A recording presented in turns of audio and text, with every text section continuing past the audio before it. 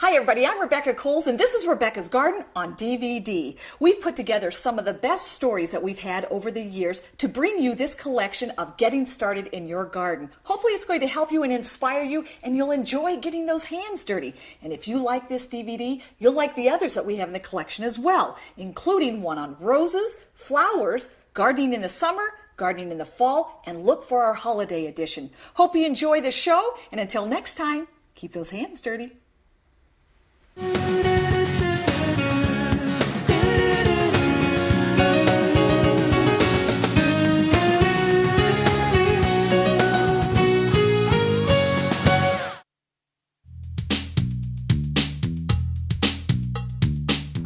You know, every year I like to get organized in the garden, so I start off by making a garden calendar. I write down all the important dates so it reminds me of things I need to do in the garden.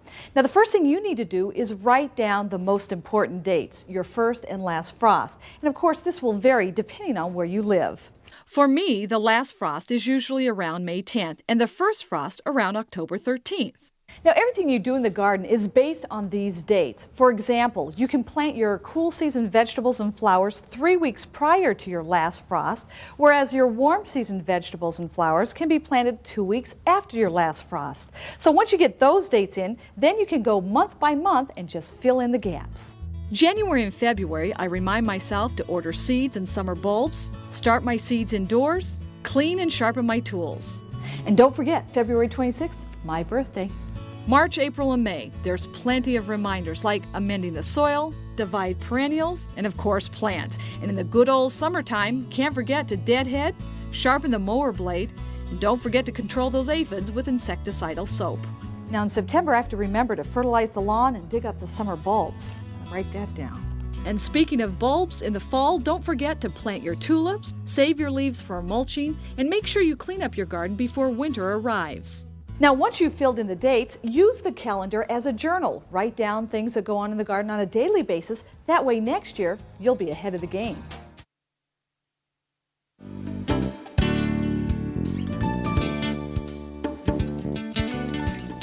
It's that time of the year. You're thumbing through the latest garden catalog. Now, picture this, if you will. Perennials, lots of them. You find exactly what you're looking for. It's the right plant, the right color, the right amount of sun, and then suddenly you realize you've entered the wrong zone. So what is all this zone stuff? And is it really important? Yes, it is. Because knowing your zone will help determine whether or not a plant will survive in your winter weather conditions. You can find out what zone you're in on a cold hardiness zone map like this one here. It was developed by the United States Department of Agriculture and the National Weather Service. It divides North America into 11 hardiness zones. Zone 1 is the coldest, Zone 11 is the warmest. Each zone represents a 10-degree difference in an average minimum winter temperature. So let's say you live in Zone 5. That means you can choose plants that will endure winters with temperatures as cold as 10 to 20 below. Knowing your zone is extremely helpful when shopping for plants. Just check the plant's label. It should list which zone the plant will grow best in. Now, if your garden is located on a hill, steep slope, or in a valley, then you may have what we call a microclimate, where the temperature is actually affected. So knowing your zone is a good place to start, but in these situations, you may have to do a little experimenting with some of the plants to figure out what will grow well in your garden. Some other factors that help determine a plant's survival are soil type, rainfall, daytime temperature, day length, wind, humidity, and of course heat, which can be deadly. How a plant will survive in extreme heat is something that the cold hardiness map doesn't tell you. Just recently, the American Horticultural Society has developed a new map based on heat.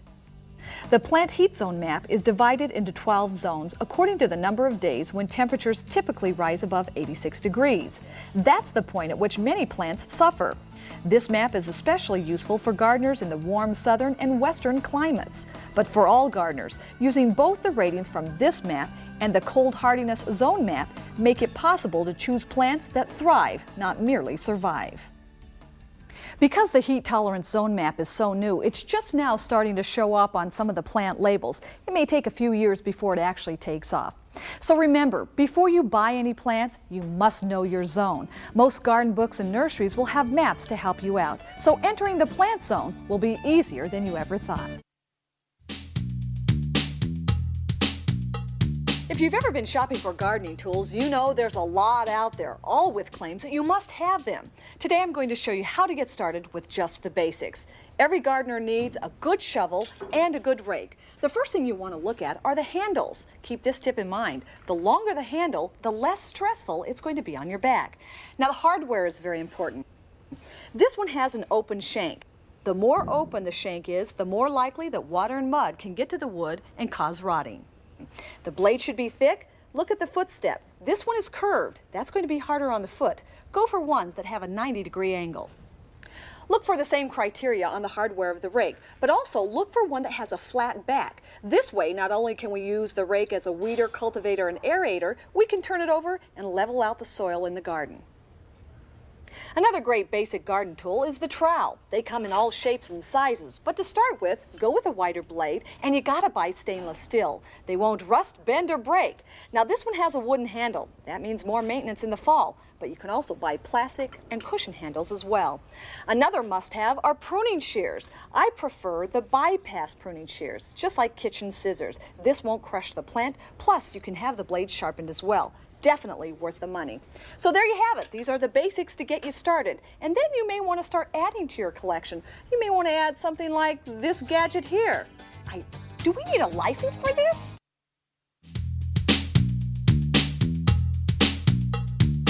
So here's the deal. You worked like a dog in your garden last year. You picked the right plants, you put them in the right place, you fed, you watered them, and still they did not look very good. So what's the problem? Well, the answer might be in your soil. Healthy soil is the key to a successful garden, and just because it looks good doesn't necessarily mean it is. It's always a good idea to have your soil tested. There are many kits that are available, but I prefer to stop by the local county extension service and pick up a little bag like this. This is the kit. On the back there are instructions that tell you what you need to do.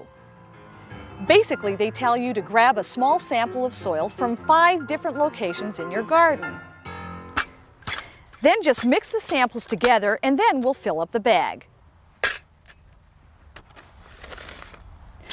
Then seal it up and send it away for a test. And what you'll get in return is this soil test report card. It measures the soil's fertility and shows which nutrients are missing. It also measures the soil's pH. The scale runs from 0 to 10. Anything between 6 and 7 is considered ideal. As you can see, mine is running a little acidic at 5.8, which means I need to add lime. The test will also tell you what other amendments you need to add to make your soil better. Healthy soil means a healthy garden.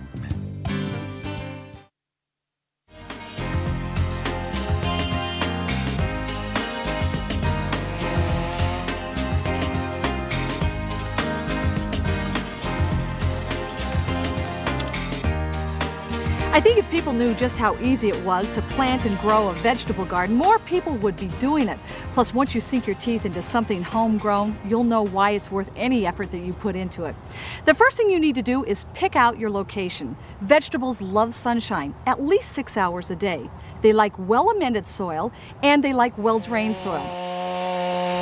A few weeks ago, I tilled in the 3 magic ingredients: compost, cow manure, and peat moss. Let it settle. Now I'm ready to go. Now you just have to decide what to plant. Think about what you and your kids like to eat. Also, talk to your garden center or local county extension service and find out what vegetables thrive in your area. Some of the easiest to grow, no matter where you live, include beans, carrots, tomatoes, cucumbers, or squash. When you plant your vegetables, it's always a good idea to plant them according to their family. And also, you don't want to put them in the same spot that they grew year after year. You can see my garden has been divided in quadrants. That way I can move my crops around. It's called crop rotation, and it really works because what happens, a lot of plants actually take nutrients out of the soil while some plants put nutrients back into the soil. So the plants that take out get moved, the plants that put in come back in their spot. Plus, it's excellent because it helps prevent the spread of many soil-borne diseases. For example, in the first quadrant, we'll plant vining crops like cucumbers and squash. Building a trellis for these vegetables can help save a lot of space. Next to it will be the nightshade family, including tomatoes, peppers, and eggplant. The third quadrant will house members of the brassicas family, like broccoli and Brussels sprouts. And in the fourth quadrant, the root vegetables, like beets, carrots, radishes, and onions. Make a list of where you plant your vegetables this year. That will help you play musical chairs in the garden next year. There are two groups of vegetables, your cool season crops and the warm season crops. Anything that falls in the cool season can be planted before the last frost. They include your radishes, spinach, beets, carrots, any of your lettuces, broccoli, and cauliflower. The warm season crops can be planted after the last frost. They include tomatoes, peppers, eggplant, any of your vining crops, and corn. Now, most your cool season crops will be started from seed, and keep in mind that most people plant their seeds too deeply, and that's why they're not successful. Each seed will be planted at a different depth. You can read the directions or just remember this rule that typically the seed will be buried 3 to 4 times as deep as its diameter. So something as large as this beet will be planted about 1/2 inch deep, and something as small as this lettuce will simply be pressed into the soil. As far as your warm season crops are concerned, you can start them from seed indoors, but you do have to start early. The benefit, however, is that you get a wide variety of plants to choose from. Now, if you stop by your garden center, you're going to get what looks like this. This is called a transplant. Planting these is simple. All you need to do is dig a hole as deep as the container, pop it in, and you're set to go. Now, I want to show you a tip with tomatoes. We've got 2 plants here. This one looks great just planting it as is. This one's a little long and leggy, so let me show you a technique I learned that will help grow a sturdier plant that will give us more tomatoes. Now, the planting technique is different. Instead of a hole, we're going to dig a trench. Then take the plant, gently remove it from its container, and you'll want to loosen up the roots so they'll spread out. And then we want to remove the leaves all the way up to the top, so just pinch them off. Okay, once you get the leaves picked off, then what you want to do is take the tomato and lay it horizontally into the trench, like so. Then we'll cover it up, leaving the end, and we'll slowly bend this up.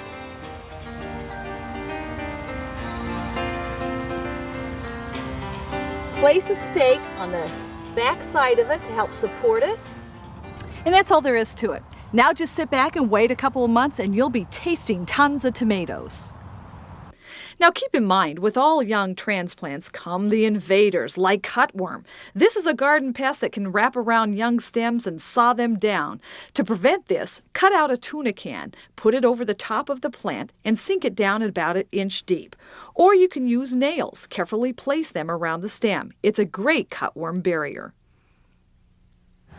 And if rabbits are a problem, simply reach in your kitchen cupboard and pull out your cayenne pepper. Sprinkle this around the base of your plant. The rabbits will take one whiff of this and they won't be dining here any longer. Now just keep your vegetable garden well watered and be consistent with it. Then in no time, you'll be enjoying the fruits of your labor. Or would that be vegetables of your labor?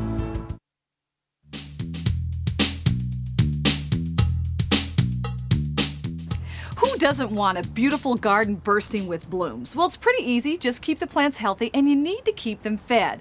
There are a lot of different fertilizers available, but which one do you use and how much does the plant need?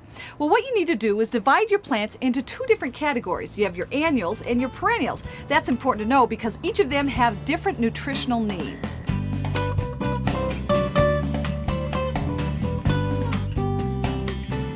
Now, because annuals bloom continuously, you need to find a fertilizer that will promote those blooms. So be sure to find a water-soluble fertilizer. The plant takes that up quickly, and one that's high in phosphorus. How do you know? Well, take a look at the 3 numbers on the front here. You want the middle number to be the highest. This is phosphorus. That promotes bloom growth. All you need to do is take the powder and mix it with water and pour it over the plant. To prevent burning the plant's roots, less is more. I always measure the fertilizer at half strength, dilute it with the recommended amount of water, and apply it every 2 to 3 weeks during the growing season. The water-soluble fertilizer can be a great little snack for perennials, but really to get them up and started, you need a granular fertilizer, an all-purpose fertilizer. That means the numbers in front are equal, like a 10-10-10. All you need to do is simply scratch this fertilizer around the base of the plant one time in the spring and then a month later, water it in, and your plant should do just fine. And don't forget, there's a lot of different organic fertilizers that you can use for your flowers. Just remember the same rules apply. Water soluble like fish emulsion, great for the annuals, where the granular varieties are better for the perennials.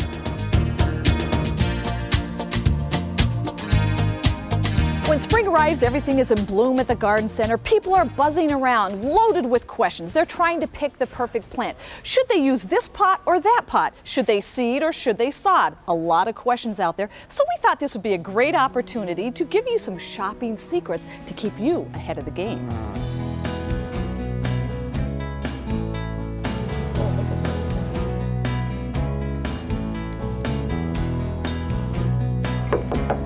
If you're looking for ways to beat the crowd, take advantage of a rainy day. The aisles are empty. And even if it's not raining, you can beat the crowds by trying to do your shopping during the week. If you have to shop on the weekend, set your alarm clocks because you'll want to start early. To bloom or not to bloom, that's the big question in the garden center. Which one do you choose? Well, if you do have a choice, go for the one without blooms. This is a younger plant and will probably transplant better into your garden. Just be sure to read the label before you leave. You don't want to walk away with a pink plant when you thought it was orange. Now, long legs might be in for models, but stout is what it's all about when it comes to flowers and plants. You want to make sure your plants are nice and compact. These are a little leggy. Can you see how much taller they are? That means that they are stressed, so you'll have a better chance with the smaller ones. Now, who out there doesn't want to save some money? Look at it this way. The more you save, the more you can buy. So here are some ideas on cutting your garden costs. First of all, take a look at the hanging baskets and the containers. These are already designed with a variety of different flowers. They come with a hefty price tag. This is $50, this one's $60. Well, here's my idea. Simply cheat. Copy the idea. Take a look at what's already growing. Take your cart, go through the garden center, and pick out the same exact flowers. Take them home, design your own. You've just saved 50%. Now, when it comes to buying single packets or flats, how about saving $3 to $5 if you buy the flat? Another way to save money, buy lawn seed in bulk. Many garden centers offer specially mixed seeds specific to your location with varying light conditions. It's a guarantee your grass will grow even in the shadiest of conditions. And finally, now I've given you all these tips to buy healthy plants, save some money. Now, to keep your plants alive, you're going to have to water them and keep them fed. So before you leave the checkout stand, be sure to pick up some fertilizer. Your plants will appreciate a feeding every 2 to 3 weeks.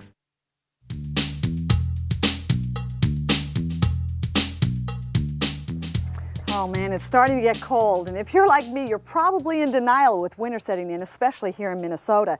If you brought some of your plants outdoors, now's the time to react because one nip of frost, these guys are goners. But before you bring them indoors, there's a couple of things you need to know about. Come with me, we'll talk about it. So you bring your plant indoors, and like most of us, you're going to set it right next to the plants already indoors, right? Wrong. Bad mistake, and here's the reason why. You've got to remember that this guy has been out all summer long, so he's been exposed to all kinds of insects and pests. And if the plant comes in infected, guess what? They are going to jump from this plant to the one plants you've already had indoors. So how do you prevent that? It's very easy. It just takes a couple of steps. First of all, examine the plant to make sure that you visually can't see any insects or any kind of pest. And if you do, and I always do this as a precaution anyway, I always spray down the plant with an insecticidal soap, making sure I cover the entire top of the leaf as well as underneath, because that's where they like to hide. That's where they lay their eggs. Then take the plant and isolate it for a couple of weeks. That's all. And then that way, if there are any bugs on the plant, the insecticidal soap will take care of it. It won't infect this plant. Another thing you need to remember, we brought these indoors. They won't need as much water as we go into the cooler part of the season. And you know what? They need to sleep. So cut off the fertilizer. They'll do just fine. And you know what? You'll have lots of green to get rid of those winter blues.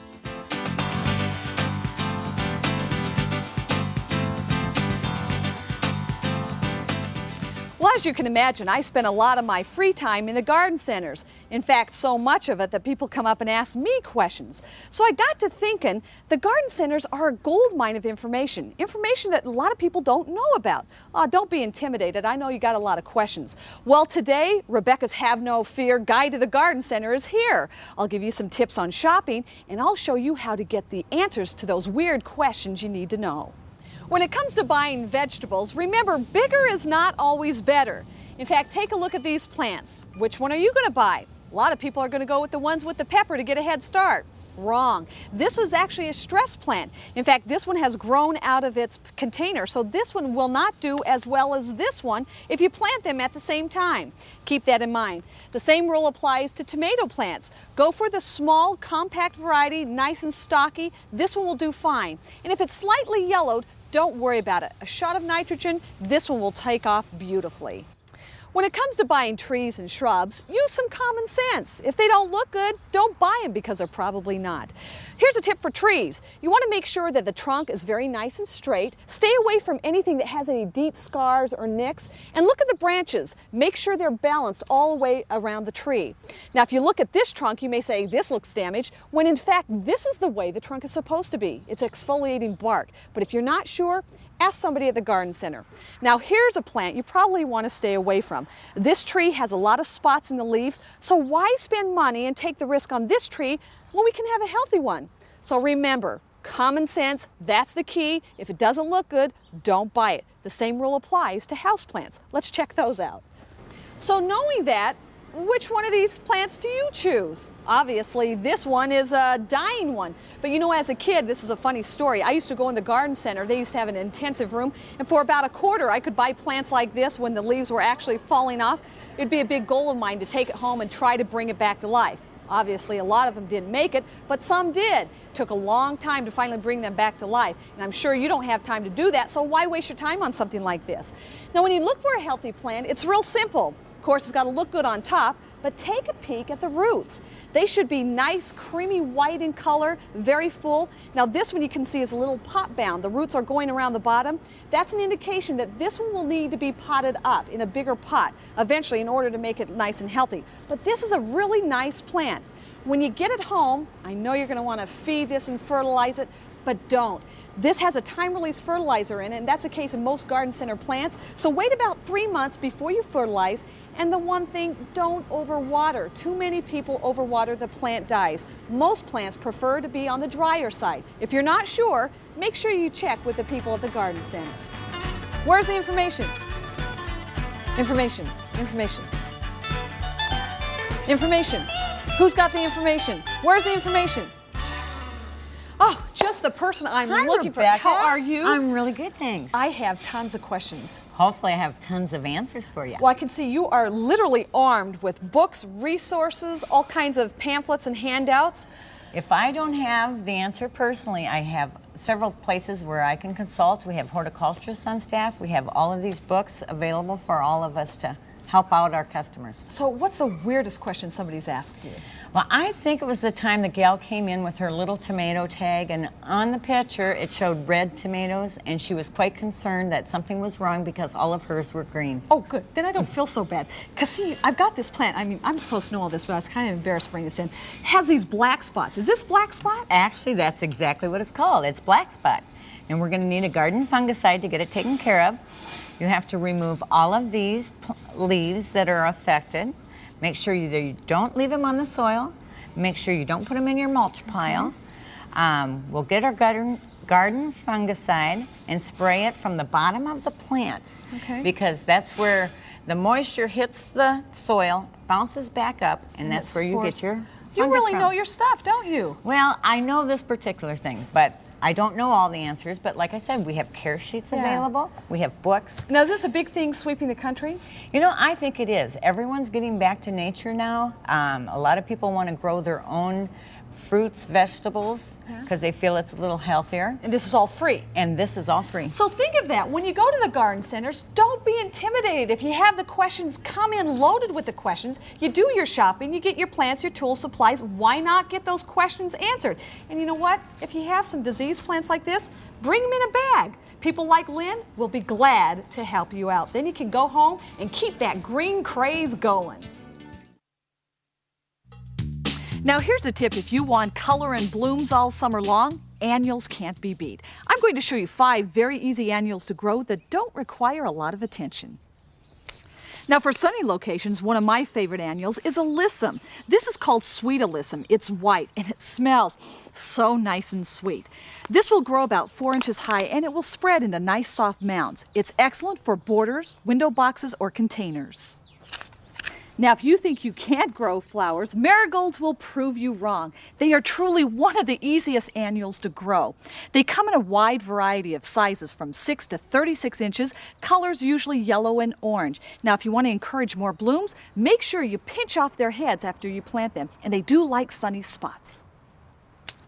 Another great annual for sunny locations, even part shade, is the petunia. And the best part about it, there are enough colors to match any color scheme. And now there's so many new varieties that you can find one that will creep, crawl, or cascade. Perfect for any garden. Now, to brighten up a shady spot, check out Impatiens. They come in a wide variety of color. They'll grow 6 to 36 inches. The one thing they do require is moist, fertile soil. The vivid foliage from the coleus make this a great flower for the shade garden. It'll grow about 36 inches tall as long as you keep it pinched. And again, with all the annuals, make sure you plant them as deeply as they were in the container. Keep them watered, feed them once a month with an all-purpose fertilizer, and you're set to go all summer long. For those of you who would like a beautiful garden but don't want all the work, perennials might just be the answer. These are plants that bloom year after year. And in my left hand, I have what I think are the top 10 easiest perennials to grow. These plants were selected based on their disease resistance, their hardiness, and their low maintenance. So get ready, I'm going to show you the toughest of the bunch.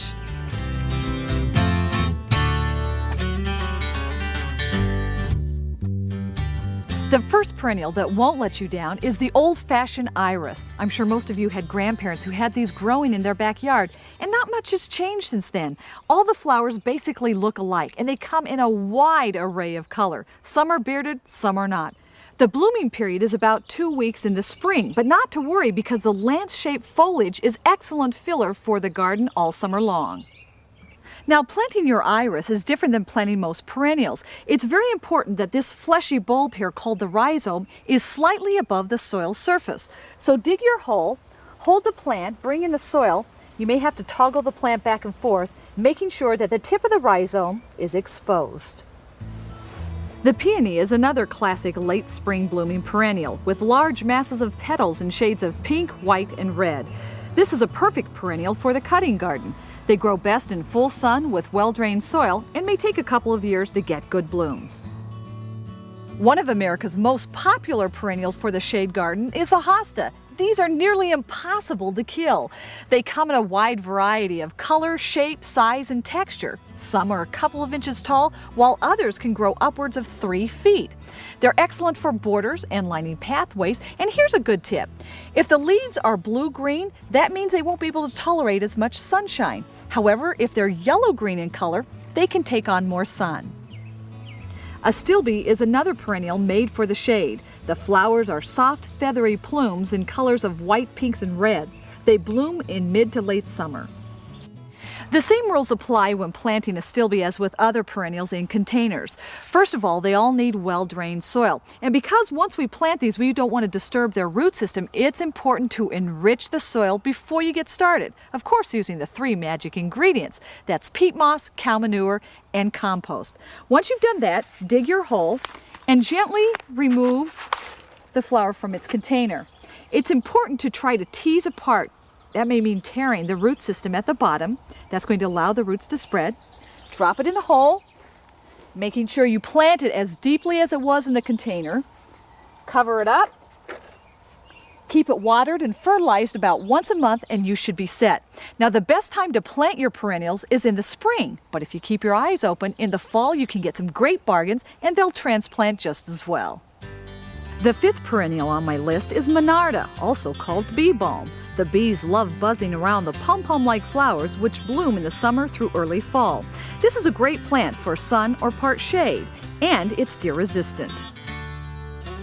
One look at the flower from the bleeding heart and you can see where this perennial gets its name.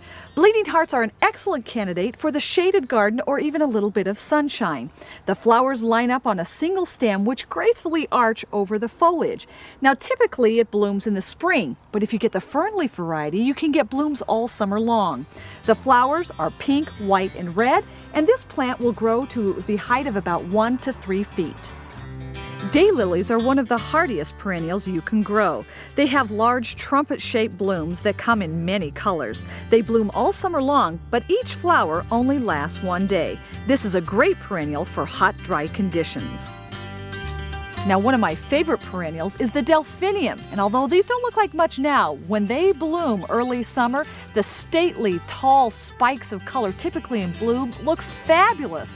And a nice tip about these, if you deadhead the blooms shortly after they fade, you'll get a second flush of color late summer.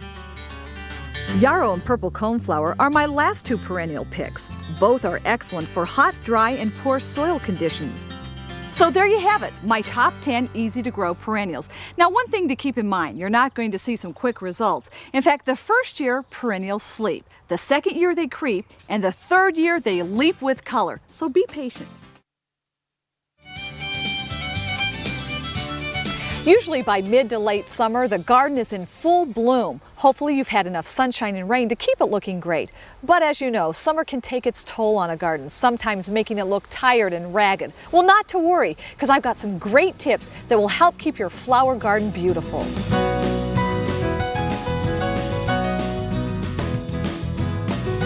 Now, typically most flower gardens need about an inch of water a week. You can put out a rain gauge to get a good measurement or just recycle an old tuna can. Now, if Mother Nature is not supplying you with enough water, you're going to have to do it yourself. It's important to remember not to water from above the plants. Number one, you lose a lot of water to evaporation, plus you also set the plants up for possible problems down the road. You want to direct that water right down to the soil surface. This will get it to the root system. It's best to water your plants in the morning hours or do it in the late afternoon. You just don't want to do it during the evening hours because that sets up the problems for fungus. Now, everyone hates to weed, but now more than ever in the hottest part of the summer, your garden really needs it. Because believe it or not, weeds actually steal water and nutrients from the surrounding plants. So you're going to have to get out there and yank them out. A little twist and pull. Now, if you want to keep the weeds out, add a layer of mulch. I have found that if you spread about a layer that's 3 to 4 inches thick, that's usually enough to block out the sunshine to keep the weeds from ever coming back so you don't have to weed. Plus, the mulch does a couple of things. It helps retain moisture so we don't have to water as much, and it also cools the soil. And once you get it down, I think you'll like it because it does add a decorative touch, and there's so many mulches to choose from. Another tip for keeping your garden looking great is to keep it cleaned up with some pruners.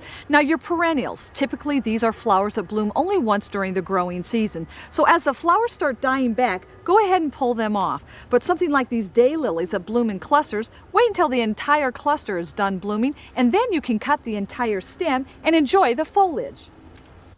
Now, with perennials like Monarda, don't worry about picking off the blooms. Just wait until they're all spent and go ahead and remove the entire plant by cutting the stems down. Now, if you're concerned about bare spots, don't be. The Monarda plant will send up shoots of green. When fertilizing your perennials, it's best to scratch in an all-purpose 10-10-10 fertilizer once a month, or to encourage more blooms, pick a fertilizer high in phosphorus. That's the middle number. For your annuals, a water-soluble fertilizer like Miracle-Gro once a month will keep them looking great. Now, to keep your annuals like this Nicotiana blooming all summer long, it's important to deadhead. That means removing the spent blooms, because if you leave the dead blooms on the plant, it sets seed. And once the plant sets seed, it slows flower production down. With annuals like Lobelia, Alyssum, and Pansies, if you snip them down mid-summer, you'll get a second burst of color through the fall season. Now, hopefully, if you can follow these simple maintenance suggestions, it will help you have a garden that looks its best and will be the envy of the neighborhood.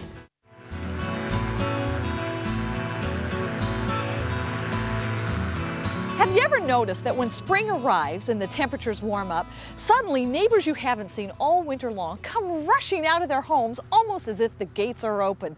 They're all anxious to get their luscious lawns in shape. And you know what? You see it all. They're seeding, weeding, fertilizing, power raking, aerating, they're blowing, trimming, and of course mowing. And sometimes they're doing it all in one day. Not a good idea. There are some definite do's and don'ts when it comes to spring lawn care that you should know. Now, before you get started doing anything, you need to make a couple of decisions. First of all, do you want to control the crabgrass, or do you want to lay down new lawn seed? Because you can't do both. The crabgrass controller will actually prevent the lawn seed from germinating. So, let's say you have crabgrass and you want to control that. Well, you need to attack it early in the spring before it gets out of control. You can use a crabgrass preventer, or for an organic alternative, try corn gluten. Whatever you choose, use a spreader to apply it evenly. The best time to do this is when the daffodils are blooming. And remember, spring rains will help activate the ingredients. Now, if you decide to start a new lawn, or in this case patch an old one, you need to start by loosening up the soil. Just use a rake. Okay, now we're ready for the seed. Make sure whatever you get that it's top quality. You can save a lot of money and buy the seed in bulk, or for more money you can get a product that I really like. It's seed that's mixed with shredded newspaper. This stuff really works. Let me show you how. Apply a thin layer of the lawn patch, making sure you cover up all the open spaces, and then water thoroughly. Now, whether you use the lawn patch or the seed, it's real important that you keep your new bed moist at all times until the seed germinates, which in some cases may take up to 3 weeks. And also, you don't want to mow the grass until it reaches a height of 4 inches. And speaking of mowing, before you take your machine to the turf, it's real important to get it cleaned up and ready for the season. Start by flipping the mower over. You'll want to give the underside a good spring cleaning, and in some cases you may have to pull out a chisel to remove some of the junk. It's also a good idea to keep your blade sharpened. In fact, 3 sharpenings a season will do the trick. Otherwise, your grass will get split ends. Don't you hate when that happens? When you do mow, don't cut off more than 1/3 of the grass at one time, and keep the height about 2.5 to 3 inches. Also, change your mowing pattern. This helps prevent soil compaction, which inhibits the growth of grass. Watering is also an important part of spring lawn care. It's much better to give your lawn a deep soaking once a week rather than a light sprinkling 3 to 4 times a week. Watering early in the morning is best, and keep in mind most lawns need about 1 inch of water a week. Spring is also the time to go on weed patrol. Ha ha! Gotcha!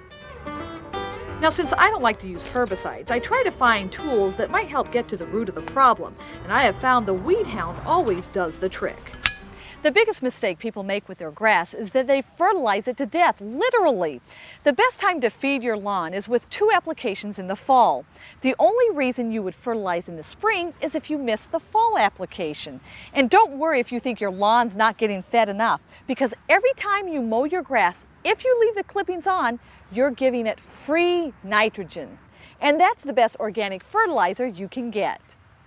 There are some definite don'ts when it comes to spring lawn care.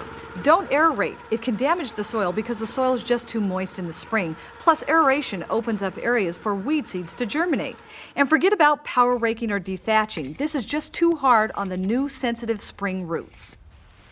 And finally, in the early spring when your soil is still soggy, try to keep your kids from playing on the grass, and for heaven's sakes, don't be dragging your wheelbarrow across it either. Hopefully these tips will make your neighbors green with envy.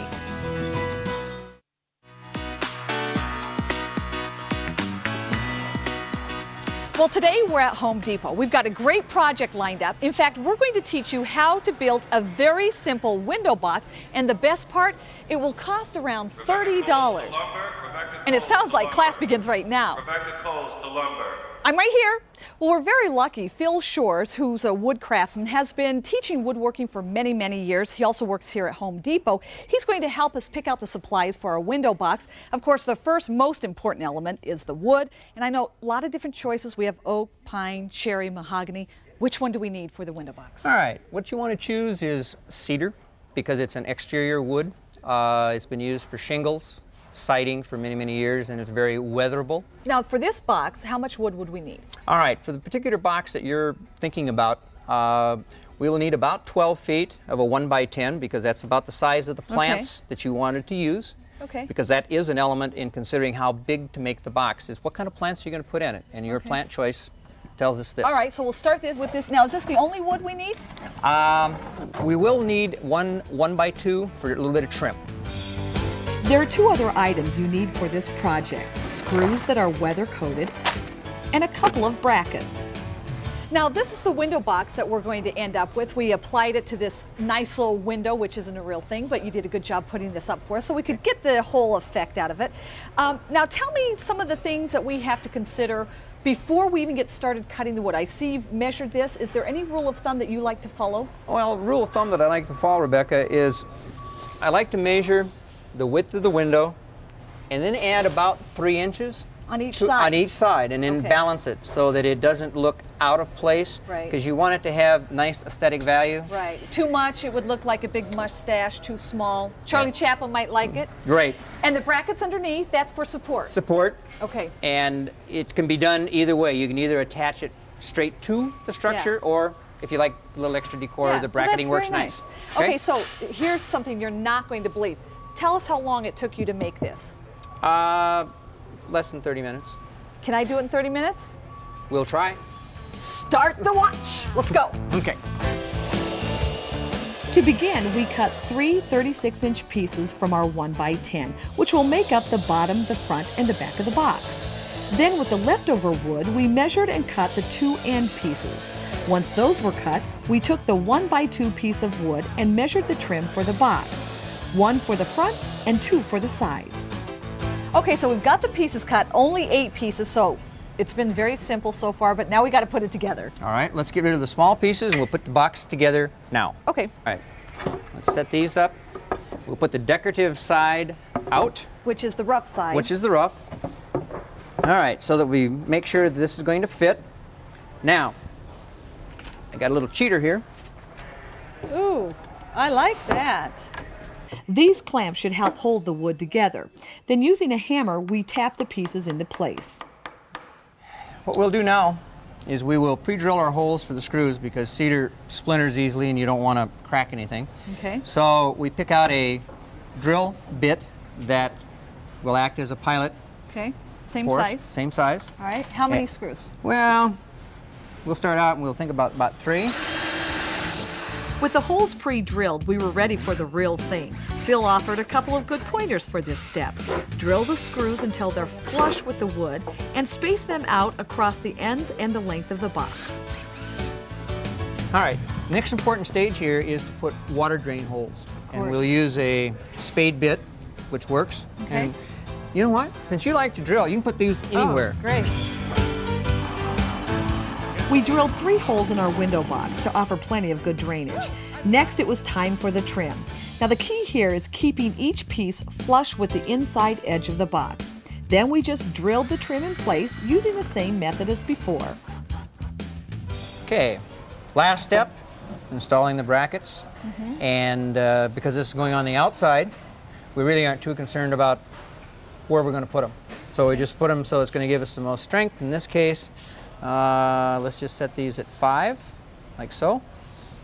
And we'll put one here.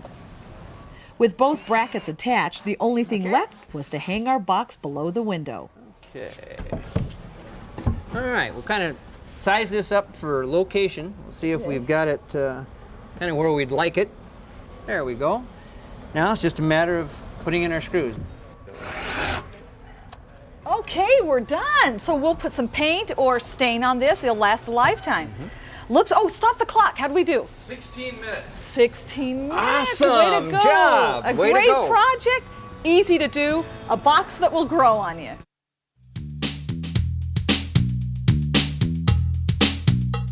Bruschetta or bruschetta. No matter how you say it, this is a great tasting appetizer that tastes as if it came straight from the garden. It's very easy. I think one you'll like. Let me show you.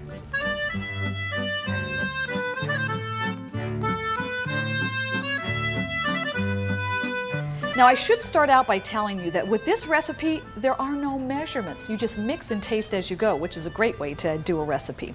I start off by chopping tomatoes. I like to use meaty tomatoes like the Roma, and in the middle of winter you can use these grape tomatoes which have such a sweet, delicate flavor, taste very, very fresh. Chop them up, put them in a bowl, and then on top of that I'm going to drizzle some olive oil and balsamic vinegar. Just keep in mind, 3 parts oil to 1 part vinegar. Then add shredded basil, coarsely chopped Greek olives, and capers. And now we're ready for some chopped garlic, about a clove or two. And finally, we'll add crumbled blue cheese and mix that well. Now, when you're ready to serve this, I like to put the tomato mixture in a separate bowl, surrounded with cut pieces of baguette bread. That way the guests can serve themselves and then the bread won't get soggy. If you want to toast the bread, go ahead and do it. I like to use mine just nice and fresh. And I'm here to tell you, once your guests taste this appetizer, it's one they won't forget.